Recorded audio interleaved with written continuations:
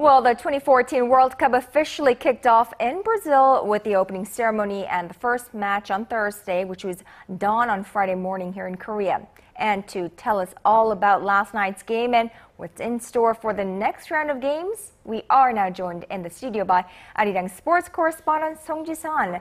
So, Ji-san, the opening ceremony was a celebration of Brazilian culture, and the performance, of course, at the opening match went according to plan with Brazil scoring a victory. So, how did you enjoy it? Well, absolutely, it was amazing and something not to miss when you're a football fan and also a fan of Brazil itself. This opening ceremony epitomized the beauty and the life of the people and the South American country there. And it all centered around a giant luminous Brazuca ball, and with the dancers' performers dressed in traditional and local costumes. The ceremony was themed on nature, the people, and the sport football itself. And for the finale, the ball and center split into stage for pop singers Pitbull and Jennifer Lopez to sing the official song, "We Are One."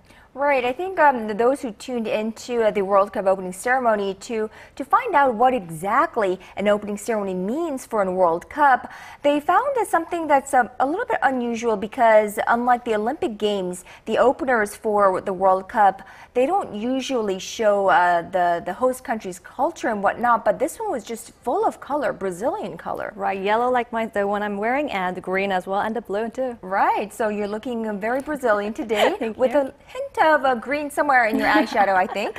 But the opening match, it was definitely an exciting one. Neymar, he's been the face of the Brazil's World Cup for so long. He stepped up and delivered, and he came out with a victory. Exactly, and thanks to Neymar and the other players, the Brazilian fans were greeted with 3 goals. Now, the first goal also came from the home team, but it was an own goal by Marcelo on the 11th minute for Croatia. Now, Brazilian playmaker Neymar equalized soon after, though, and he slotted home a controversially awarded penalty in the second half to give Brazil the lead. Oscar secured the victory with a long-range shot near the end to make it 3-1 against Croatia.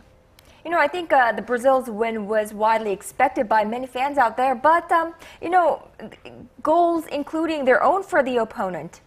Right. That came rather unexpected. That was also the first time for the Brazilian team too. Oh, really? Yeah. But there have been ones in previous World Cup games. Am I correct? Right. Right. Well, that's not. It's a harsh one, right? Now, which teams are in action on day 2 of the games? Well, there was just only one game on this Thursday, but we have 3 games in store. And starting with Group A, Mexico will go against Cameroon at 1 p.m. in the city of Natal. That will be 1 a.m. on a Saturday morning here in Seoul. And we also have the Group B match, one of the most anticipated one between Spain and the Netherlands.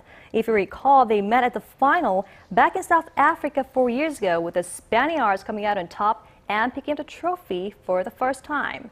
And Chile, another strong shot from the South American continent, will go against Australia at 6 p.m. at Cuiabá. That's the same venue Korea will be having their first match on Tuesday.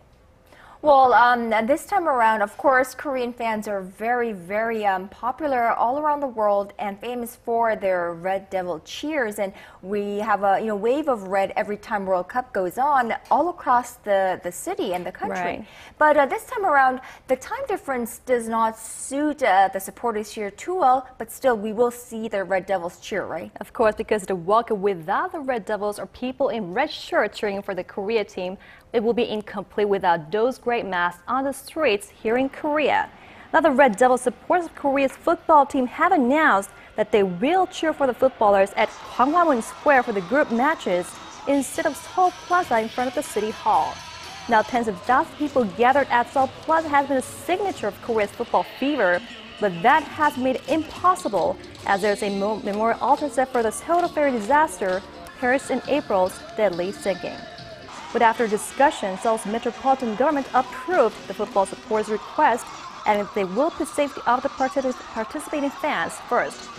Now, of course, for those of you residing south of the Han River, they can go to the Yeongdong-daedo Boulevard in Gangnam-gu district. Now, to give you an idea, that's the 14-lane road stretching in front of the Samsung-yeok station and the COEX.